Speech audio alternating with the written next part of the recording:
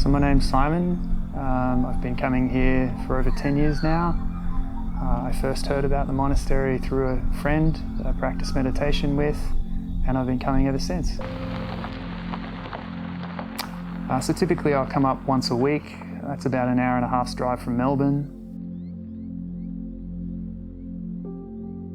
As lay people, we provide the monks with their one meal of the day, as they don't store food, they don't handle money.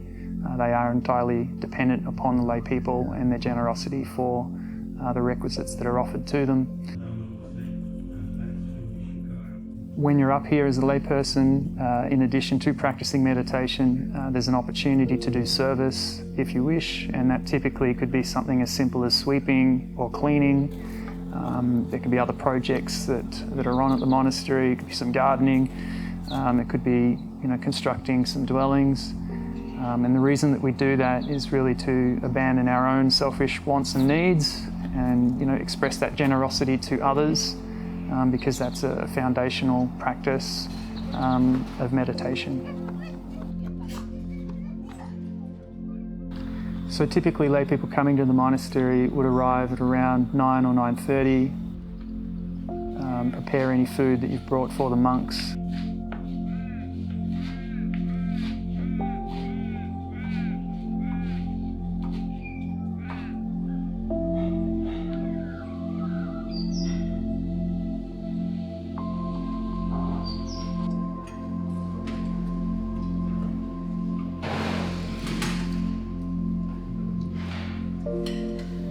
After that time, you can do some sweeping or some cleaning if you wish.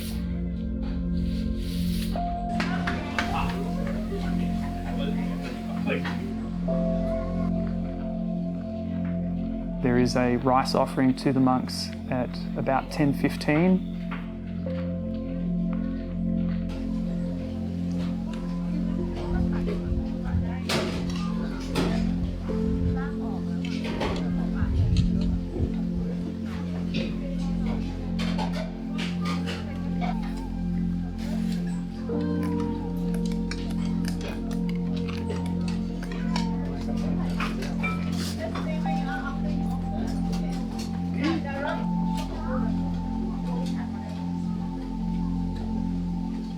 After which time we collectively go to the hall where the monks will chant a blessing.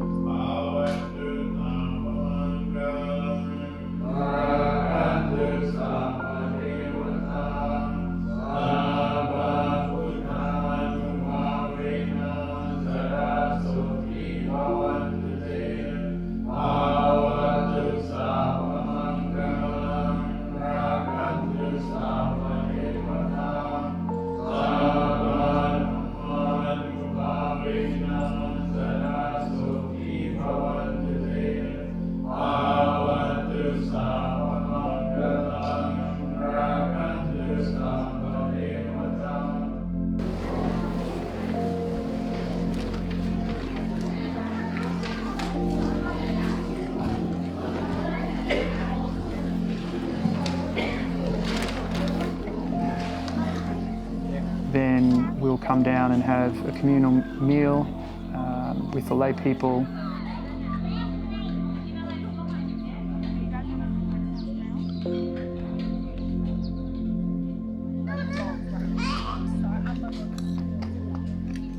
And there'll be clean up after that time. So after the meal, there's an opportunity to ask the senior monk any questions that you may have about Buddhism or meditation, and that typically happens at about 11:30. Or you yourself, maybe you start off your day thinking of something pleasant, so you're in a good mood, you're happy, maybe you're excited, it's some special event in your day, it's your birthday, or you're gonna see a friend or something, and then later on something changes, something unpleasant comes along and your mood changes. So your mental state, your mood changes according to causes and conditions.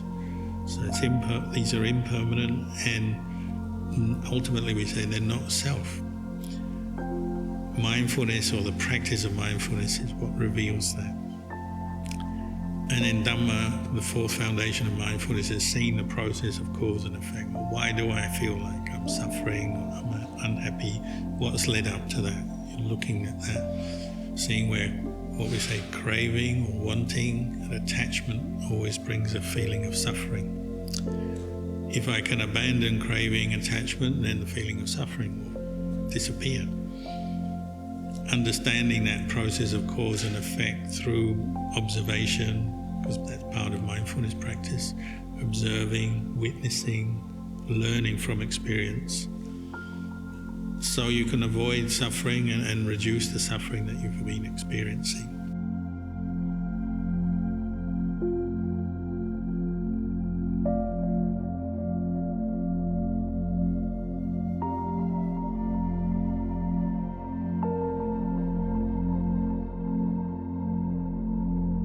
So I'd aim to meditate for about an hour in the morning and an hour in the evening, depending on my schedule.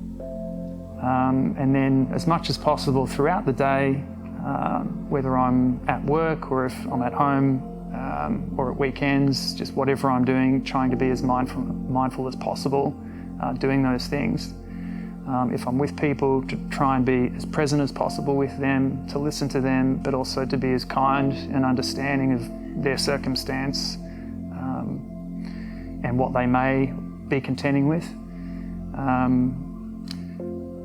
So that's typically how I would practice in daily life. In a monastery, it's probably not much different, to be frank. It can be a little bit easier because it's a more conducive place to practice. It's less busy than the outside world, but generally speaking, the principles still apply. So, being mindful in all postures. If you're preparing a meal, be mindful of preparing the meal. If you're, sitting in the hall practicing, you can be with your meditation object, whatever that is, depending on your character or what's suitable to you. And yeah, the benefits of that can be realised in the present moment, which is that your mind calms down, you feel at ease, the stresses abate, and generally life's better. So what I've learned over the years of coming here and practicing meditation is the value of the practice and practicing patiently and persistently. It doesn't mean that problems won't arise, because they do. We're living in a very busy world right now, but through the training and the teachings, you cultivate ways of overcoming those problems in a calm, balanced and a skillful way.